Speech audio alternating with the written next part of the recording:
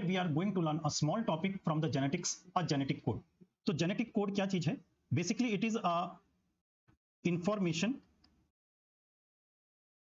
which is present in RNA or messenger RNA which is needed to direct synthesis of proteins. की information जो एक messenger RNA के पास होती है जिसकी मदद से हम प्रोटीन की सिंथेसिस को कर सकते हैं, and this information it is present in the form of codon या genetic code.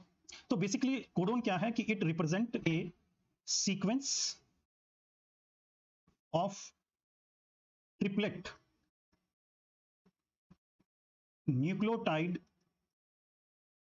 sequence of triplet nucleotide base which corresponds to one amino acid. तो अगर हम कोडोन की बात करें कि ये क्या चीज है, तो एक ट्रिपलेट मतलब 3 न्यूक्लियोटाइड बेस का एक स्पेसिफिक सीक्वेंस है जिससे जो किसी एक पर्टिकुलर अमाइनो एसिड के बारे में बताएगा. अगर मैं अब बात करूं आरएनए के पास कितने न्यूक्लियोटाइड बेस होते हैं, तो इट कंटेन 4 बेस. कौन कौन से बेस होते हैं जी? हमें पता है ग्वानिन, एडेनिन, साइटोसिन और यूरेसिल. तो अगर मैं इस 4 बेस से ट्रिपलेट कॉम्बिनेशन देखूं तो अकॉर्डिंग टू दैट ये मैथमेटिकल परमुटेशन कॉम्बिनेशन, तो इट इज 4⁻³ मींस 4 × 4 × 4. तो there may be 64 possible combination. तो हम ये कह सकते हैं कि there are 64 types of the codon हमें देखने को मिल सकती है. लेकिन इस 64 कोडोन में से कौन कौन से? UAA, UAG, UGA, UAA, UAG and UGA. हम इसको ऐसे गा के याद रखते हैं जी.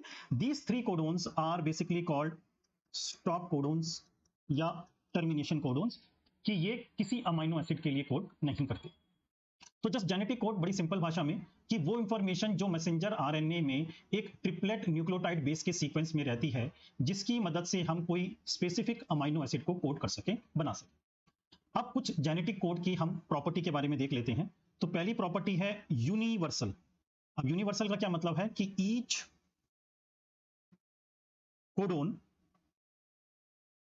Specifically code for same amino acid in all species.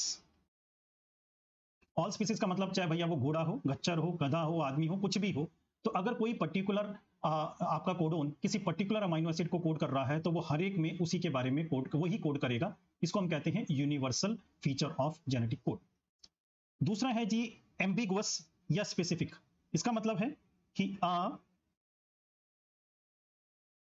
Particular codon always code for specific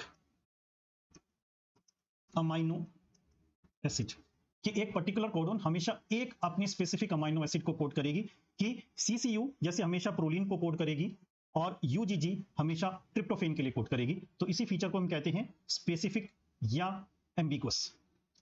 तीसरा फीचर है जी डीजेनरेसी या रिडंडेंसी. अब हमने पढ़ा था कि देयर आर टोटल 64 कोडोन्स जिसमें से 3 कोडोन तो स्टॉप कोडोन हो गए. रेस्ट हमारे पास कितने बचे? 61 कोडोन. और अमाइनो एसिड कितने हैं जी? 20 अमाइनो एसिड. तो यहां से ये बात क्लियर हो जाती है कि एक अमाइनो एसिड के लिए एक या एक से ज्यादा कोडोन हो सकते हैं.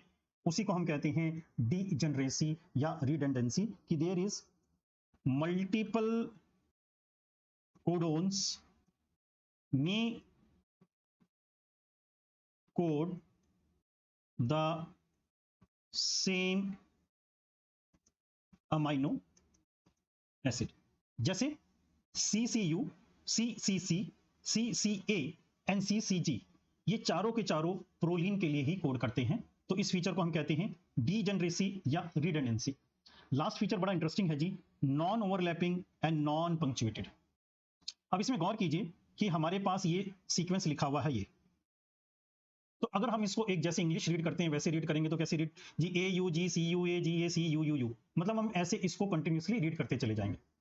लेकिन अगर हमें यहाँ पर ऐसे जेनेटिक कोड रीड करना है तो हाउ वी विल रीड, हम रीड करेंगे इसको A U G C U A G A C U U U, मतलब हमने इसको कैसे रीड किया दोबारा से देख लेते हैं। We read as A U G C U A G A C U U you.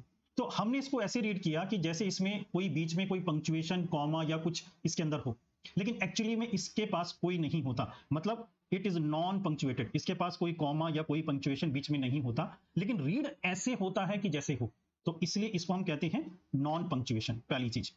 दूसरा, नॉन ओवरलैपिंग का क्या मतलब है कि इसके अंदर बीच में कोई कॉमा या कुछ चीज नहीं है, लेकिन इसमें ये नहीं हो सकता कि यहां पर ये ए यू जी जो पहला है ये ऐसे करके ओवरलैप कर ले कि ये यू जी सी बन जाए, मतलब आप इसमें देखिए कि ऐसा नहीं हो सकता कि ये यू जी सी बन जाए या यू ए जी बन जाए या ए सी यू बन जाए, कि बीच में कुछ है तो नहीं, लेकिन उसके बावजूद ये आपस में ओवरलैप नहीं हो सकता, इसी को हम कहते हैं non overlapping and non punctuated. पढ़ लेते हैं एक बार कि it is during translation it is read sequentially from a fix starting point as a continuous sequence of base taking 3 at a time. जैसे इसको हम रीड करेंगे A U G C U A G A C U U से without punctuation comma between colon, इसके बीच में कुछ नहीं होगा। So this is some of the just important silent feature of the genetic code, a very basics। और आखिर में कुछ ये भी कि जमाने में कहा कोई शख्स भी मशहूर होता है जो सीधी राह चलकर उलझनों से दूर होता है, ये दुनिया है साथ यहाँ सब अपनी धुन में मस्त रहते हैं, कोई मजबूर करता है कोई मजबूर होता है। Thanks for your kind attention.